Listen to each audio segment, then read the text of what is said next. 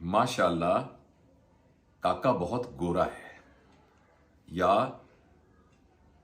काका जरा काले रंग का है।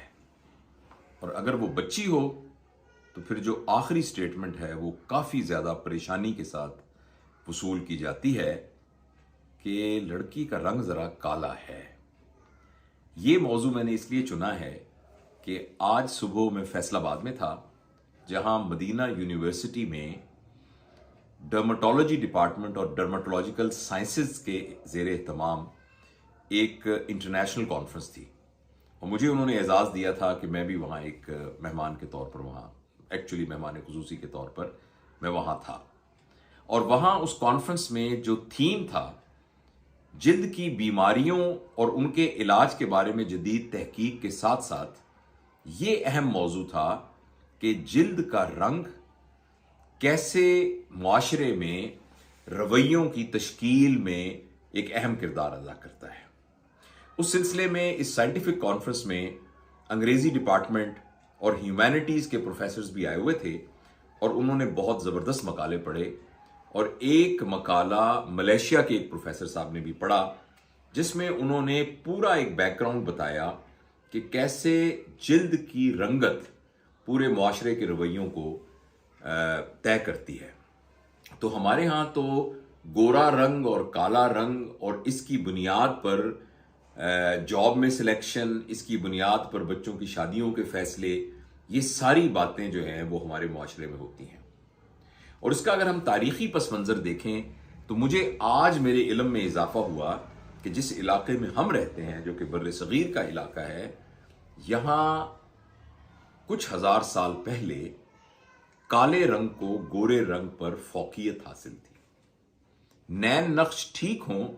तो जो सांवले रंग का लड़का, सांवले रंग की लड़की, औरत और मर्द, तो वो ज्यादा सुपीरियर समझे जाते थे। उसके बाद इस इलाके में मुख्तलिफ हमला आवर आए, और जो लोग शुरू शुरू में आए, जैसे सिकंदर आया तो वो यूनान से आया, और वो फेयर कलर का था,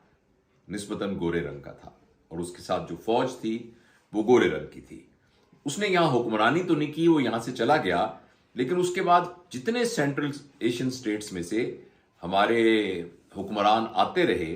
वो सारे के सारे यहाँ की मुकामी आबादी, यानी जो हम लोग थे, हमारे आबा अजदाद, उनकी निस्बत उनका रंग गोरा था, फेयर था। और चूंकि वो आका थे, तो आका का साफ रंग होना और महकूम का जो रंग है वो काला होना, ये एक मुआशरे के रवैये के लिए एक तरह का मयार बन गया। और उसके बाद फिर उस पर जो आखिरी कील ठोंकी इस ताबूत पर, वो अंग्रेजों के आने से हुई, और लाट साहब और गोरा साहब यहाँ के सुपीरियर लोग बन गए, और वो जिनका रंग कम था, काला था, कम था, वो इन्फीरियर हो गए।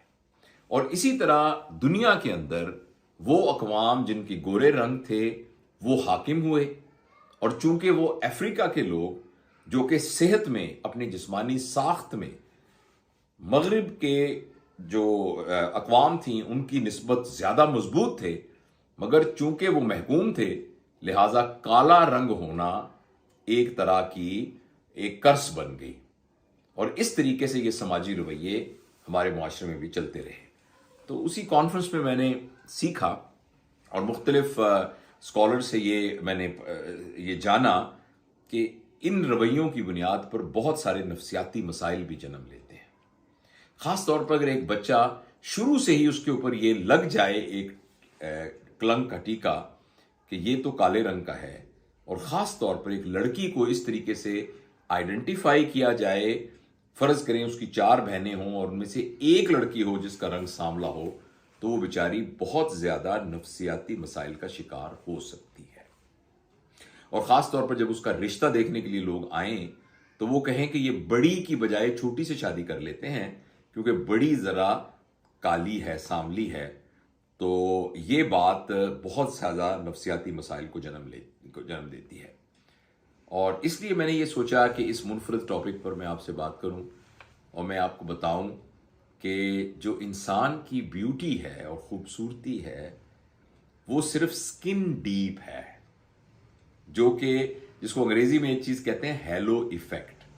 یعنی جب آپ کسی کو دیکھتے ہیں تو دیکھتے ہی فرض کریں آپ کو ایک شخص ایسا نظر آیا جس کی رنگت بڑی خوبصورت تھی، جس کا ناک بہت ستواں تھا، اور اس کے باقی جو ہے آنکھیں بڑی موٹی تھیں، اور اس کا جسم بڑا یعنی متناسب تھا، تو وہ جو ایک اس کے بارے میں ایک اچھا ہونے کا تصور اور خوبصورت ہونے کا، اپیلنگ ہونے کا، جاذب نظر ہونے کا جو تصور آتا ہے، وہ صرف اور صرف ایک ہیلو ایفیکٹ ہے. میرا اس کے ساتھ کیا رشتہ بنے گا، میں اس کے ساتھ کس طریقے سے ایک بہت ہی دوستی کے اس میں آؤں گا، اس کا تعلق بہرحال اس کے کردار سے، اس کے رویے سے اور اس کے رشتے نبھانے کی طاقت سے ہوگا. لہٰذا جہاں ہم بشری کمزوری کی وجہ سے اس بات کو تو بالکل رد نہیں کرتے کہ ظاہری شکل و صورت کا فرق پڑتا ہے، وہاں ہمیں اپنی تربیت میں یہ بات شامل کرنی بہت ضروری ہے کہ ہمارے نبی حضرت محمد صلی اللہ علیہ وآلہ وسلم نے جب ایک آخری ورڈکٹ دیا تھا خطبہ حجۃ الوداع، اس میں بنیادی طور پر ایک بات کہی تھی کہ آج سے گورے کو کالے پر اور کالے کو گورے پر کوئی فوقیت نہیں ہے. فوقیت کی بنیاد تقویٰ ہے، اور اس بات کو اگر ہم پھیلائیں تو وہ شخص جو باکردار ہے،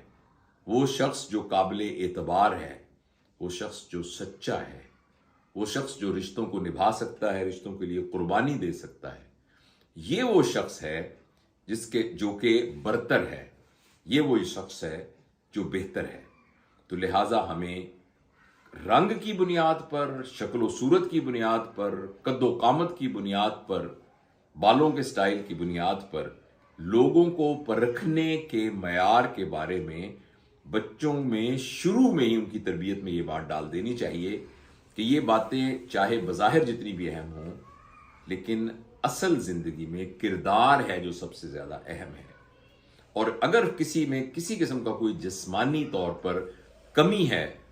تو ہمیں ایز اے معاشرہ یہ بات سیکھنا ہے کہ اس کو مدد کی ضرورت ہے، اس کو موٹیویٹ کرنے کی ضرورت ہے، اس کو یہ بات بتانے کی ضرورت ہے کہ تمہاری یہ جو کمی ہے یہ صرف فرق ہے، یہ مختلف ہے، یہ کم یا زیادہ نہیں ہے. اقبال کی نظم جو بانگ درا میں آپ نے بچوں کو پڑھائی ہوگی، خود بھی پڑھی ہوگی، اس کا ایک مصرع مجھے یاد آ رہا ہے جس میں ایک گلہری پہاڑ سے یہ کہتی ہے کہ جو میں بڑی نہیں تیری طرح تو کیا پرواہ، نہیں ہے تو بھی تو آخر میری طرح چھوٹا. تو جیسا بڑا ہونا ایک خوبی ہے تو چھوٹا ہونا بھی خوبی ہے. جو بڑا ہے وہ چھوٹے ہونے کی خوبی سے آری ہے،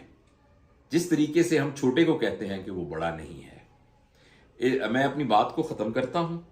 اور میں اس بات پر ختم کرتا ہوں، اور یہ بات آج میں نے کانفرنس میں بھی اپنے جو میری وہ پریزیڈنشل ٹاک تھی اس میں نے ان سے یہ کوٹ کیا تھا کہ مشتاق احمد یوسفی